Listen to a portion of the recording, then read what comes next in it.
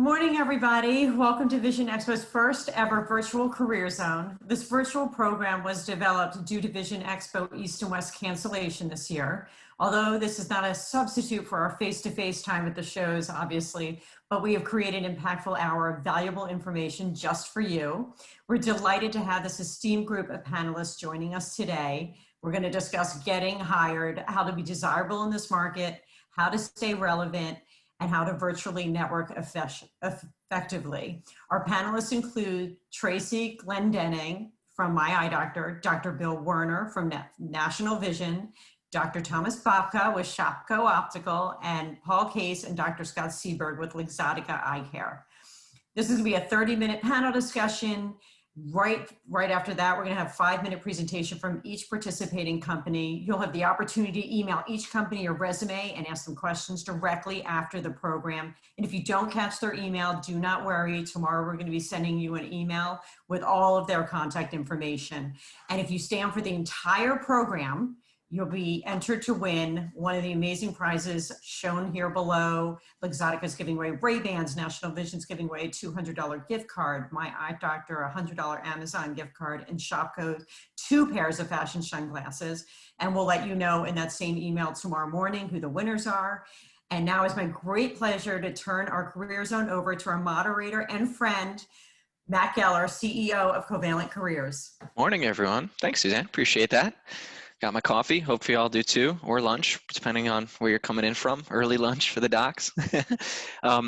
Well, great. I'm really excited to jump in today, and we've got really a great panel. Remember, those prizes, we're going to be picking them at random after, so stick around for the entire event to be included to receive those. Now, because we have a quick 30-minute here, we're going to jump right into this, okay? And let's go for it. So, when we're thinking about careers in optometry, you really can't ignore the fact that COVID has shaken things up and changed things. And so that's what I really want to get into first and foremost, because we've been hearing that as a key topic is what is the state of affairs now with careers? And I think the folks on this call can really answer that best because they're seeing how careers are or job opportunities and openings are around the country, right? So let's kick this first one over to Dr. Bill Werner from National Vision. What is the current state of affairs for your organization in terms of bringing on new talent, and how do you think that will change over, say, the next 6 to 12 months? Yeah, thank you, Matt. So Sure. When the nation pretty much shut down in March, we had to subsequently close all of our stores nationwide for several weeks, really for the safety of patients, doctors, store associates, and so that we could determine how to safely reopen the locations. And one thing that did not shut down or slow down during this time period was the hiring of doctors. The success that National Vision has had over the years has allowed us to expand and will continue to expand both in existing and new markets, reaching out to patients who haven't had eye care in a long time or who have never had eye care before. So we've continued to hire throughout this entire time period, and we plan to for the foreseeable future as we continue to expand. Yeah, excellent. And we've seen that as a trend as well. And, I thought initially I was like doom and gloom. Oh my God, this is going to be really rough. And it's looking to be a lot better. Any of the other panelists out there want to touch on that? What's going on with their organization specifically? Yeah, Feel free to just jump in. Go ahead, Paul. Yeah, I'll be glad to touch on that just for a moment, Matt. So at Luxottica Eye Care, we are definitely hiring. Just like everybody else out there, we were definitely impacted, with COVID-19, but we're definitely hiring. Obviously, the public now realizes, as we do, that eye care is essential care.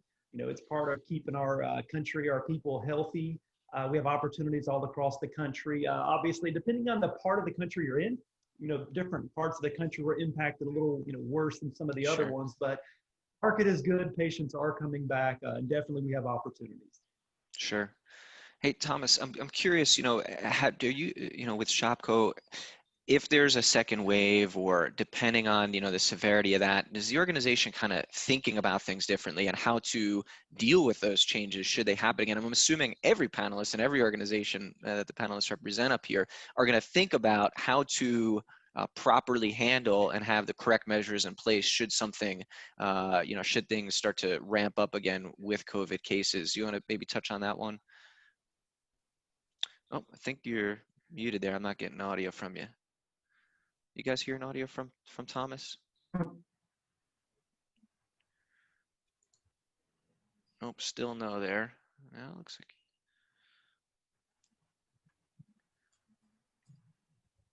no, still nothing. Olivia, maybe if you can help Thomas there behind the scenes, and don't worry, I will definitely come back to you on that one. Not hearing you whether you're on mute or off mute. Not sure why, but we'll get that fixed. Olivia, perhaps if you can shoot him a text. So anyone else want to handle that one? Tracy, perhaps just Yeah. what how you guys can deal with the kind of flux of COVID as it changes? Yeah.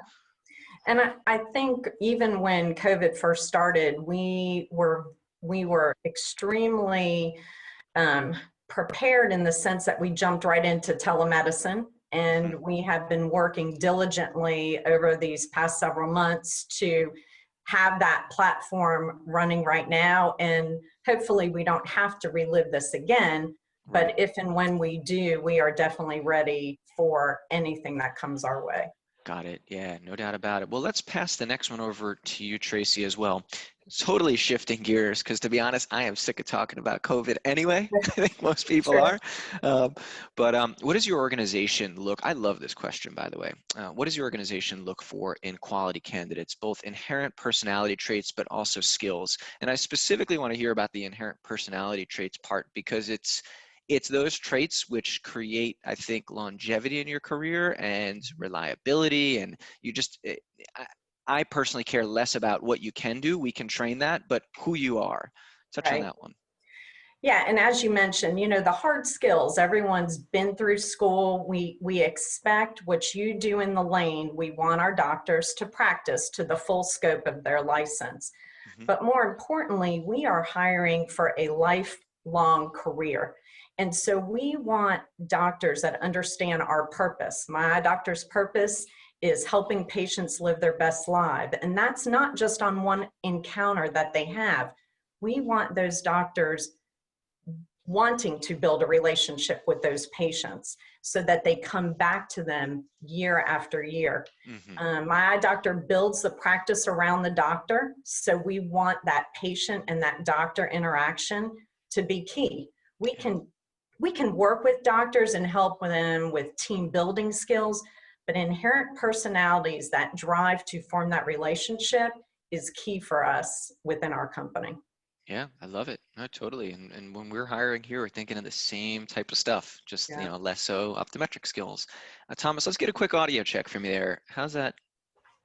Still no audio, Olivia. Perhaps, Thomas, I'll try to troubleshoot with you. Not sure what you tried or whether you're on a Mac or PC there. Are you on a PC? It looks like someone's trying to help you. It might be in his sound settings that his mic isn't in the appropriate input source. Thomas is going to get a whole half hour to himself once we get this fixed. Scott Seberg, question, similarly, I mean, when you're thinking about these qualities of a good candidate more clinically, right?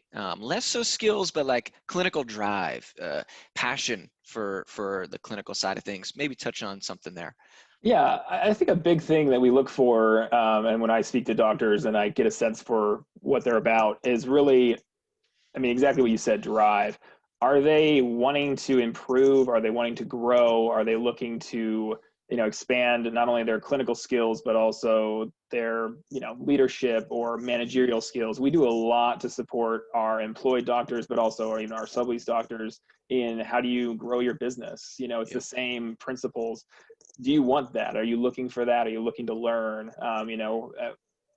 That's really what we're about. And obviously having that great personality and being exuberant and, being people drawn to you, that kind of thing is great. But at the end of the day, it's the drive and the wanting to learn and grow is really a huge thing that we look for. Yeah, absolutely.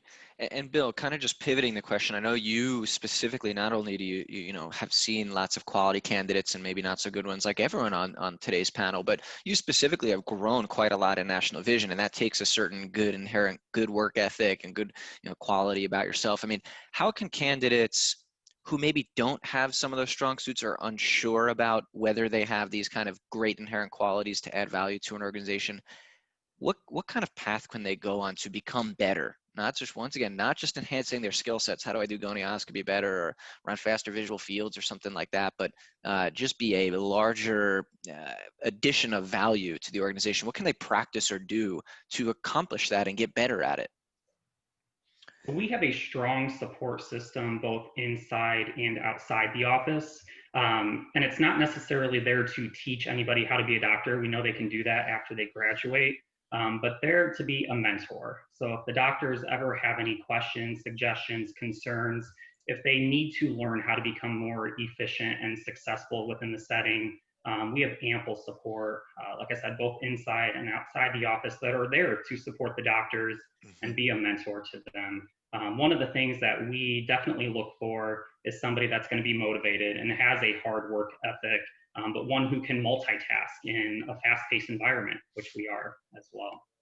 Yeah, that's something here, just that those key terms of work ethic. And when we look at our organization's core values, we make sure that that's implanted in there. And we've kind of started looking away from skills and more towards your passion, your drive to succeed in your career, how hard you want to win it. And that's not necessarily for everyone, but being able to put that out there will certainly shape the organization, to have those quality, good, hardworking individuals who just want to excel in their careers. And personally, I found that just picking up a good book and reading on these topics can really help. Thomas, I may have gotten an audio signal from you there. Give me a quick How about audio. that, man? Is Yeah, that better? All right. that's great. Thank you. Thanks for troubleshooting. Appreciate Yeah, it. no worries. Maybe you can hit on, we asked a few things there, great qualities in candidates. We also talked about post-COVID. Feel free, the floor is yours. Sure, absolutely. Well, we're looking for team players. Flexibility and adaptability is very important, especially COVID has shown us that. So definitely good communication skills and people that want to build a relationship, both with their patients and with Shop Cooptical, with the team they work with, because that's really, really important. So, and we are actively hiring. You mentioned before about COVID. We are booked out multiple weeks in most of our locations. There's definitely a demand for patients. So we've hired quite a few doctors this year, and we're still growing and building new stores as we speak. So we definitely, the outlook is good for optometry graduates. There you go. I totally agree. Yeah, I think it's obviously things are shaken up, but the outlook, going forward that's what's most important here is where are we heading? Where are we heading? Don't look in the rear view mirror, We love our hindsight is 2020 pun, but it's all about it's all about moving forward. Yes, it's positive. I'll pass this next one over to you as well. We're just almost at the halfway point for the panel part of things. Let's talk about what are the essentials for a quality resume. What do you think should be removed? What should be included that some candidates might not think is important? Resumes, as a recruiter, you're looking through so many of these and certain resumes really stand out. So, what can candidates, Thomas, tactically just remove from it and what should they include to have a more quality, robust resume? Well, definitely you want to do your background and your history, okay? Definitely what you've done. That's all the key things. Also, hate to say it, but no grammatical errors is very important. So your fifth grade teacher was right. So please do that because that helps. That shows attention to detail, trust me. And the other thing is geography.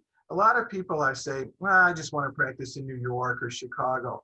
Be flexible again. I'm going to go back to that. There may be a part of the country you never thought about practicing in, but there's great, great opportunities out there. Give yourself a chance to look at, where you're going, not just where you may want to be, because it turns out where you are is where you are once you land and build that practice. So geography is important. Yeah, totally. I think there's a lot of really unique opportunities throughout the country. And I know personally, when I graduated, I was very much set on a particular location. And I think having, it's a bit of a regret, maybe keeping a little bit more of an open mind about that. I was very kind of closed off and that didn't serve me well, perhaps, at least in the short term.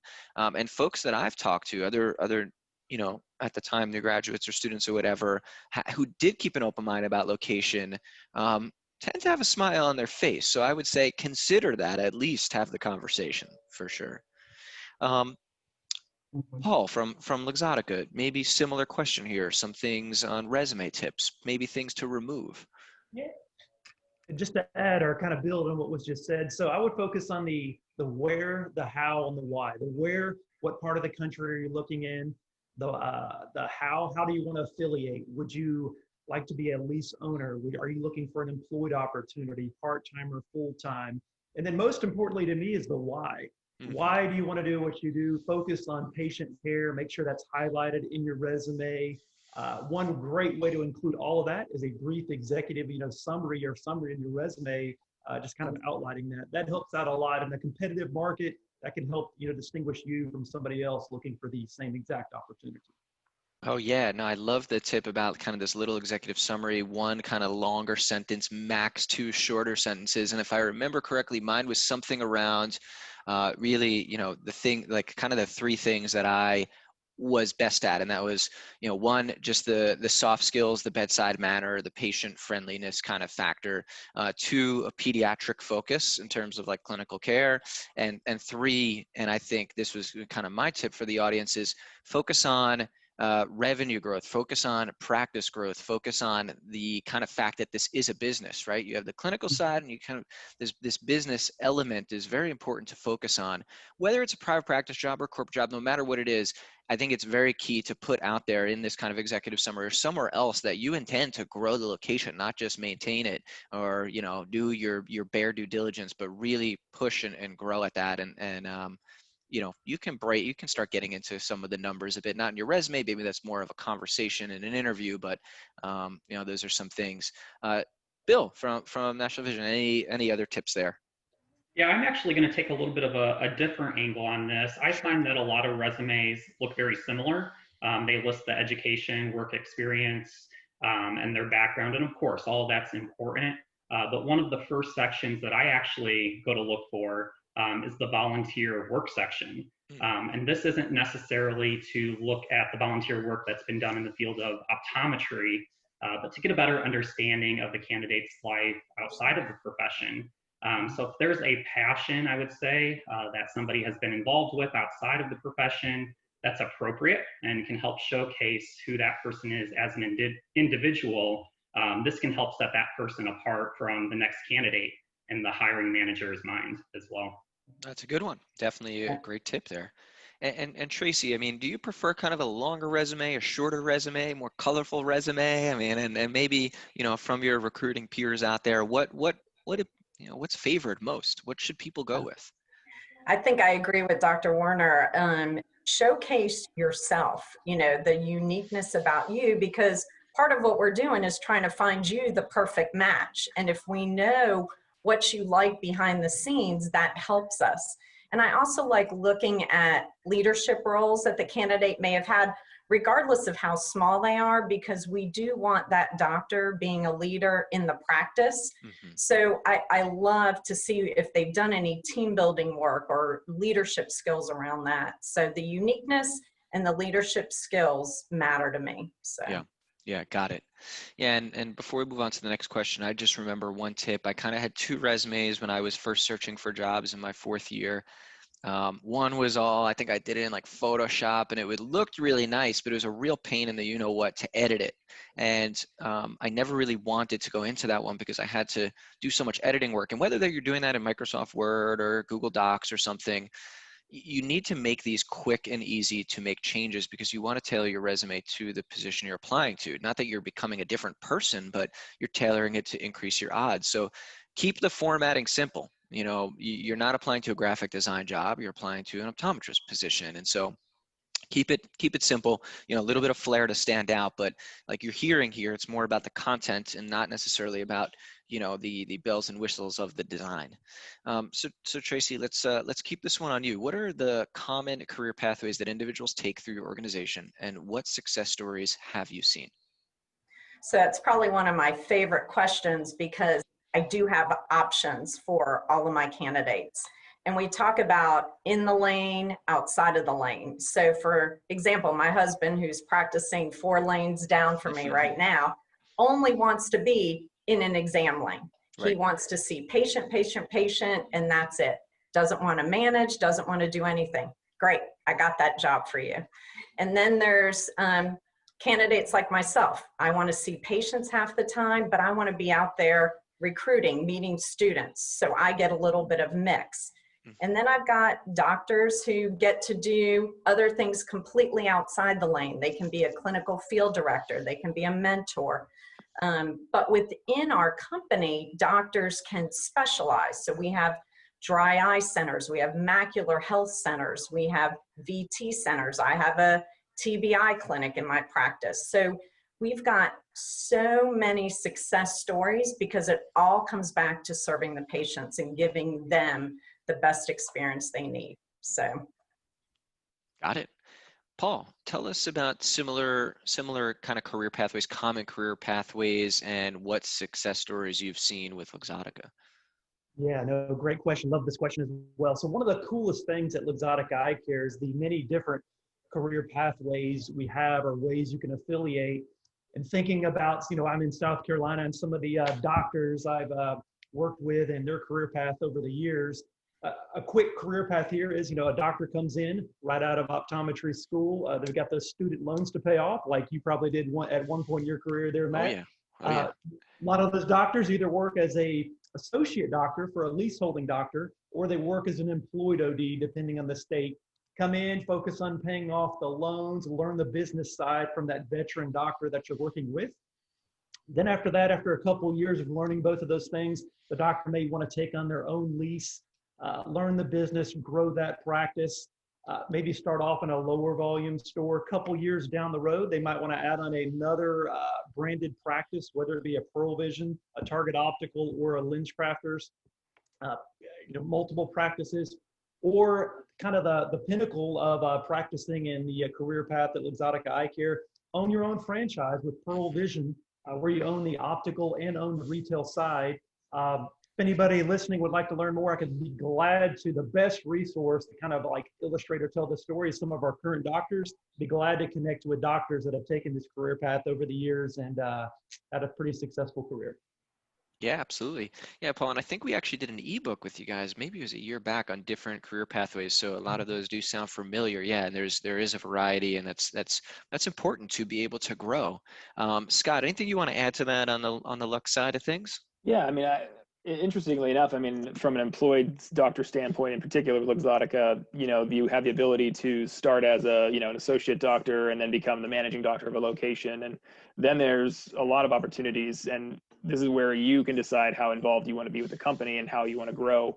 My choice was to continue to grow and actually move out of the lane and become very much, clinical and regional and leading doctors and offices that way. Mm-hmm. Others, they want to just be the doctor that everyone trains with. I mean, they like to teach, basically. If you like to teach, we need you to teach. We do. We need you to go to recruiting events. I mean, there's a lot of different things you can do. And we are so, hungry for doctors that want to grow and learn and excel in this company. So there's a lot of different paths available. Yeah, we know that, through a lot of surveys, and the numbers slip in my mind of how many docs are open to the idea of a non-clinical career, at least in some sort of part-time capacity. And so, I think there's other personality traits out there that, are suited to doing, having positions or duties outside of just the exam lane. And, this panel is a great representation of that. Bill, do you want to tell us a little bit about your kind of journey through? I think you're, another great living case of evolution outside of just seeing patients. Yeah, we have a lot of doctors who join us because we make being a practicing doctor easy, where they can just focus on patient care and not have to worry about anything else besides seeing their patients. But there's opportunities to become more involved for the doctors. We have an ambassador program where doctors can help spread awareness of what it's like to practice within our doctor network. We have a clinical panel where doctors collaborate and research with one another on on how to better the patient experience within the offices. And we also have area doctors who support roughly about 15 to 20 doctors within a district. And they're responsible for a number of tasks such as doctor scheduling, doctor onboarding, and really just being a mentor to doctors within that area. I have personally taken on a career pathway with National Vision. I joined the doctor network directly out of optometry school from ICO in 2011. And I started out as a practicing physician, seeing patients full time. In addition to seeing patients full-time, I eventually was selected to the company's clinical panel. I became an area doctor for a couple years for the locations in Indiana. And then 4 years ago, I was hired on as regional director, where I assisted in the hiring of optometrists in the Northeast US affiliated locations. And then 2 years ago, I took on my current role of director of student relations, where I discuss with optometry students and with schools on who National Vision is, how the practices operate, and what it's like to be a doctor within the doctor network. So while majority of the doctors are focusing their time on patient care, there are opportunities to become more involved as well. Yeah, absolutely. So yeah, I think this is a, all great, kind of living testament of this exact career pathway that you guys are joining us on this panel, and shows that there's an evolution to beyond just the exam lane. That was important to me, clearly. So Thomas, let's bring this next one over to you. And this is a little bit of a more philosophical one. How does an OD find career happiness? And what advice do you have for an OD to have a fulfilling career? Well, and I think that's an ever evolving thing sometimes, man, because what you start out with is maybe not what you end up with as yourself and most of us on this panel. So I think the opportunity to look for a work-life balance within a positive culture is really, really important. You have to do professionally, has to fit what you are doing personally, but being around positive culture and something that can make you feel good about what you do, whatever you do every day. And for me and for most of our doctors, that's taking care of patients. Everything we do as a doc, as an optometrist, takes care of the patient, whether you're in the exam lane or, in the executive area, taking care of the patient. If you do that with primary, that's your primary thought, that's happiness, okay? Take care of the patient and success, both financially and philosophically and personally comes. Because you want to take care of other people. That's why you became a doctor, right? So kind of remember that. So that's your philosophical way. And I know that sounds old school, but it's new school too, because it's every day. I think that's a really important thing. It's not old school at all. I think that's primary. How is Shopco bringing that into kind of everyday interaction? Is there any kind of unique things you guys are proud of there to kind of ensure that is fulfilling and happy? Sure, absolutely. We have doctor panels also, and people contribute to what they do and how they practice and what equipment we should have. They can be involved in team training and how teach a word from the doc is gold, right? We hear that from patients and from our teammates. So to work together in an environment that's very positive, and what should we do for the patient today? What do they need, either medically or glasses wise, and to make sure all our team is trained to do that in a efficient and with a smile on your face every day. Yeah. Oh yeah. Paul, can you touch on similar, your version of the answer for that one? I could repeat the question if you'd like. You want me to? Yep, please. Sorry, I lost the connection there for a second. Oh, you're good. So how does an OD find career happiness, and what advice do you have for an OD to have a fulfilling career, whether with Luxottica or without, however you'd like to answer that one? Yeah, I would, not being a doctor, but, having talked to doctors, literally for the past 25 years, balancing your personal career goals with the professional career goals, making sure that, planning long-term, and that meets your, both your personal and your professional goals, going into it, even as a new grad right out of school, having a plan, having a roadmap. Every doctor I talk to and everybody in this panel can relate. It's all about finding that work-life balance and finding that affiliation model or that type to where you can satisfy both. So, love it. Yep. Work-life balance is key. I just took a week off so no one could email me. And it was great. Tracy, same one right back at you. So I had a chance to speak to some first years at Indiana University, and they asked the same question of me, what advice do I have for them? And part of my answer was networking. Like when you were in school, network and meet every person you can, because you never know where you're going to end up at the end of school, but you never know when you may reconnect with that person 5, 10, 15 years down the road, and that may open up new doors that you never knew existed. So don't be shy in school, volunteer at stuff, go to expos, do everything you can to expose yourself to what's out there. Yeah, I couldn't agree more. Networking is so key, and it's almost like an art. And I think my one tip on networking is try to provide the person who you're trying to network with, or a lot of times networking is like mentorship, and Yes. that mentor that can help you or guide you down in your career path, Yeah. offer them some sort of value. You don't need to give them, whether it's buying them lunch or just taking them out to talk to them or showing interest or following up. Hey, we talked about this thing, and I encountered it in clinic and I did X, Y, Z. It's just that, it doesn't need to be too frequent, but that is really important to maintaining relationships. And if I think about it, I probably wouldn't be sitting here if it wasn't, for those connections. So, it takes a little bit of courage, right? But you can absolutely do it. And, whether it's virtually or in person. Dr. Werner, same question, career happiness, we'll end it there.